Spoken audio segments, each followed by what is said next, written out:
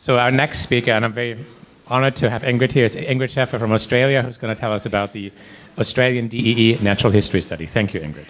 Thank you, Ingo. We go back a long way. Ingo came to Australia, 20 years ago or something? For a couple of years? I can't remember when it was. When was it?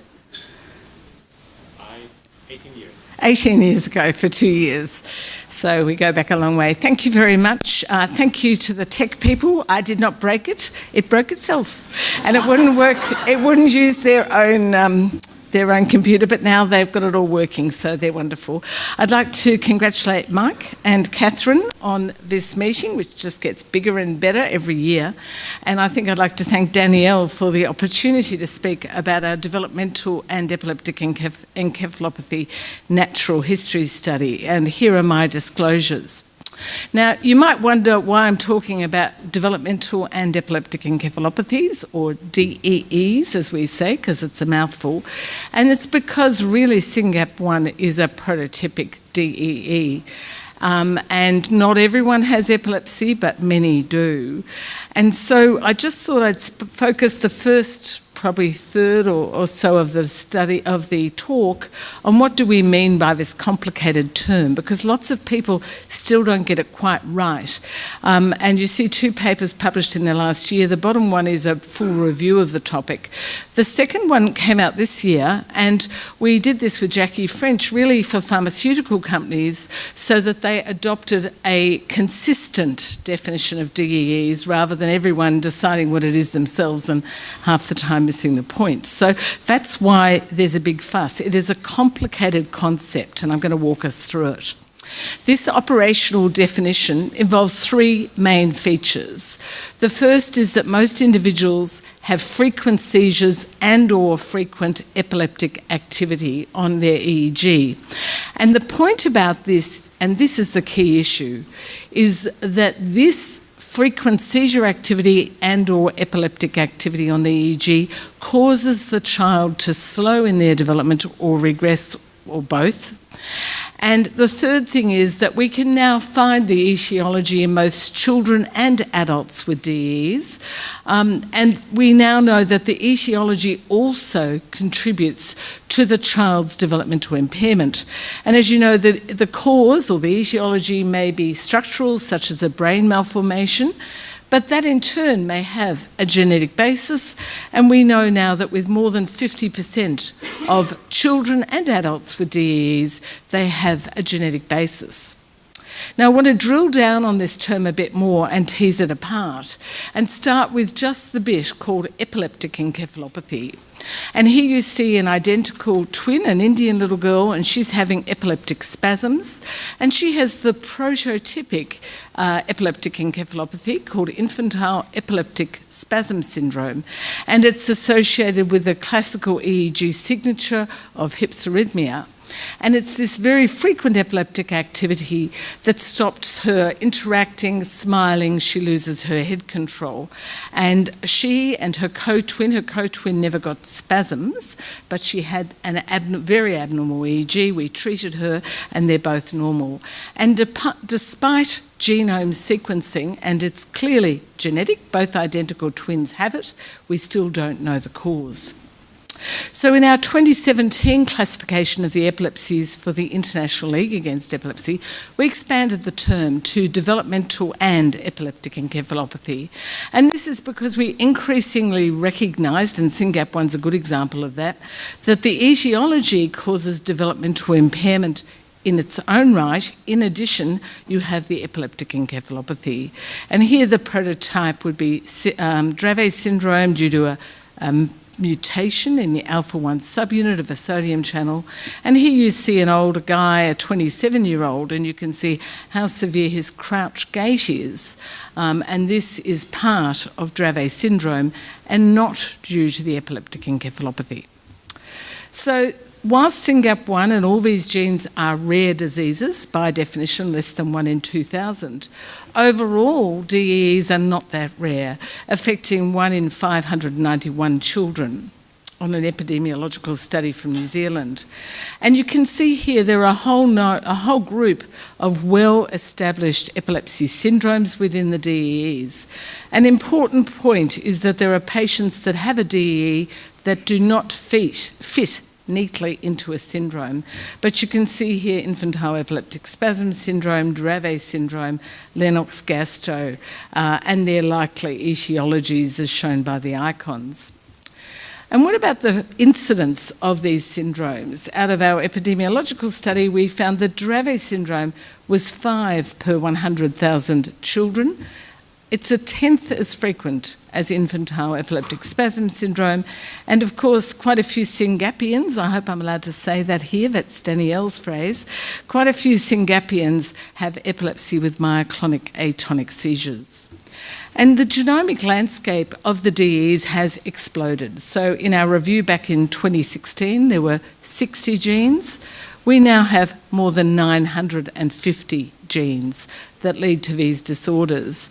And if you want to have a look at an updated list of these genes, if you go to Karen Oliver's paper in 2023, it has a website, and every 6 months Karen and Bronwyn, who also works with us, are updating that website so that you can have a very up-to-date list of robust monogenic epilepsy genes. Now, thinking about these genes further, we sort of look at them in 4 broad groups: channels and transporters, and of course there are sodium, potassium, calcium channels, GABA receptors, GRIA receptors, the list goes on. We also have epigenetic, I think I skipped one there, cell signalling and metabolism. Of course, the mTOR pathway is very important, G protein receptor signalling, protein modification. We're getting to understand more about epigenetics and how that might influence DEEs or cause DEEs. And of course, the action today is around synaptopathies, with SYNGAP1 being clearly one of the many proteins in this area that lead to DEEs.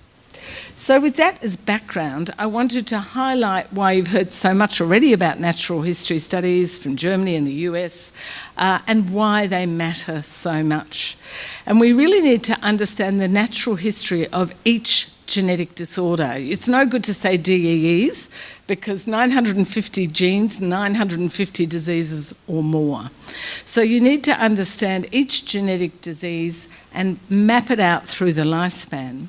And why this is critical is because people need this information to look at whether a new drug, whether that be repurposed, a small molecule, or excitingly genetic therapies, whether any of these actually change that natural history for that genetic disease.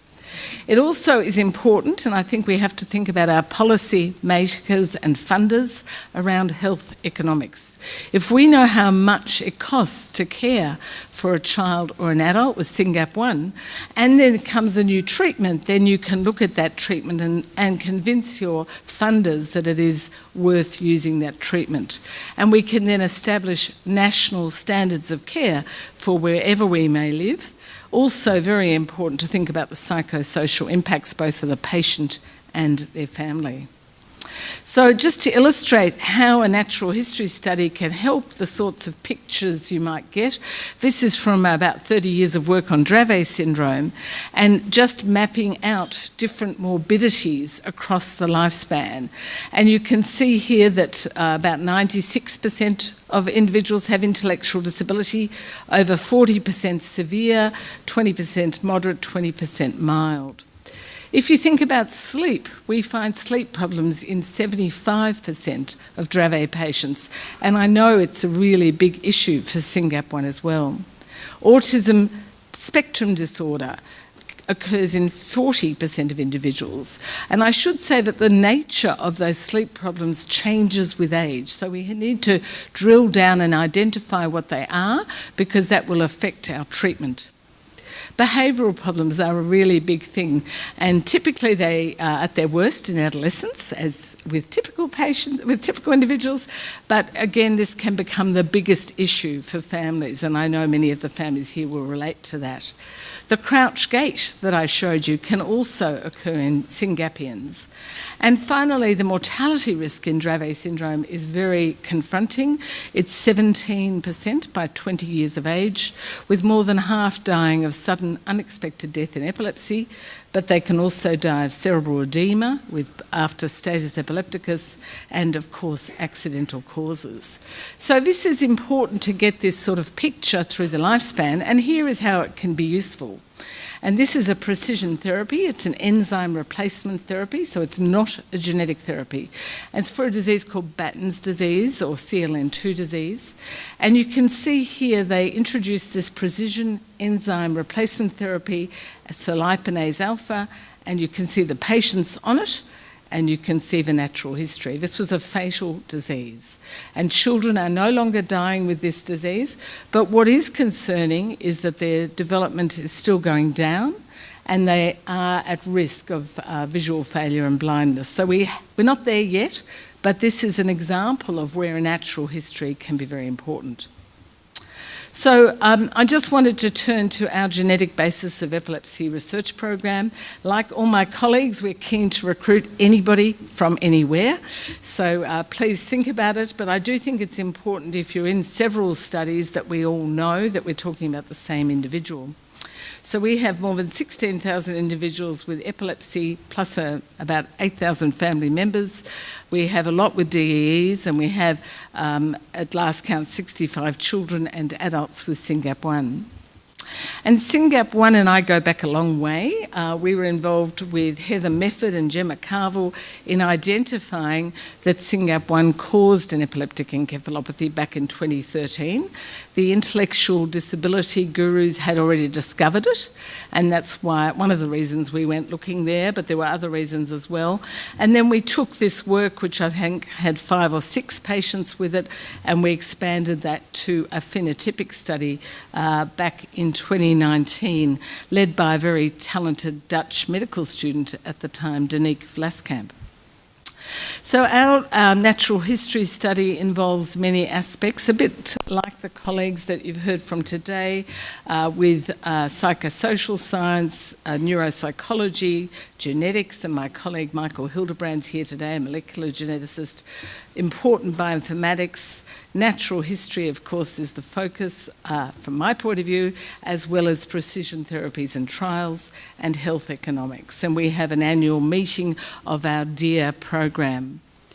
And in our natural history study, we really want to study all of the aspects. I'm not going to belabor it because you've already heard this beautifully from my colleagues around the world. And we're making sure we're having regular neurological review, neuropsychological assessment, a whole range of questionnaires, review of medical records. And we're doing this at baseline and every year and more frequently in the young ones. So what's involved? DNA from blood or saliva, consent to access medical records, a host of different questionnaires, neuropsychological assessment, and we're looking at other novel approaches, a bit like the actigraphy we heard before, but with a range of different specialists. I do think it's very important that we as teams, and this is where this meeting is super important, bring us all into the same room, we think about how we can share our data. Larger cohorts, we get better information across the lifespan.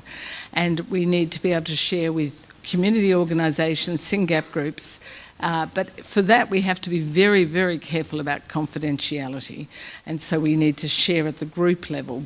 But with other ethically approved research programs, we should look to work together to share our data, align our assessments and questionnaires so that we get robust data across the lifespan. And we see a lot of adults in our program as well as children, and I think they inform the future. And for this, I just wanted to highlight this thing called the CRID, which stands for Clinical Research ID. Do you know about that? And that is really good. It's where one patient in the world has an identifier. So if that same patient is in Ingo's study and in my study and in the German study, then we know we're talking about one patient, not 3 patients with that mutation, and we're not over-reporting on that patient. And I think when we write papers, I'm very careful to say this patient was reported in this paper with this name, and I think we should all be doing this, or we just reporting a lot of one person. Now I wanted Annie to stand up. Annie is a paediatric neurologist from Hong Kong, now doing a PhD with me, and she's looking particularly at sleep in patients with DEEs. She's brought the papers. You can do them in 10 minutes and sign up, and we would love you to do that around the sleep questionnaire. So please go and see Annie. She's brought it all from Australia, which is a lot of heavy stuff for your luggage. And this is our actual online portal, in case you don't want it to do it today. And this is where you actually log in, you scroll down to the bottom and click. With this more formal recruitment, you can get so far, and then one of our research assistants is in touch to just make sure that everyone's on the same page and you're well informed. And the last bit of advertising is around this study, which is speech and feeding study for individuals with SYNGAP1. Aleka is a speech pathologist doing her PhD on this with Professor Angela Morgan and myself. And it involves a 1-hour speech and feeding assessment on Zoom. She's done this for quite a few different our group has done that for quite a few different genetic disorders around the world. Again, more surveys. Anyone over 6 months of age, we don't mind if they're verbal, non-verbal, using augmentative therapy, whatever. And I wanted to close by saying thank you to you, the families. We can't do this without you. We want to work with you. And we in Australia are very fortunate to have a lot of very smart parents who run something called Genetic Epilepsy Team Australia. They have a yearly conference. It's gene agnostic, which means everyone gets to go. And even if you don't have a gene, you're very welcome. And just to finish by closing, a known gene. We all have genes. Sorry about that. And close by thanking my fantastic broader team and our collaborators. Thank you.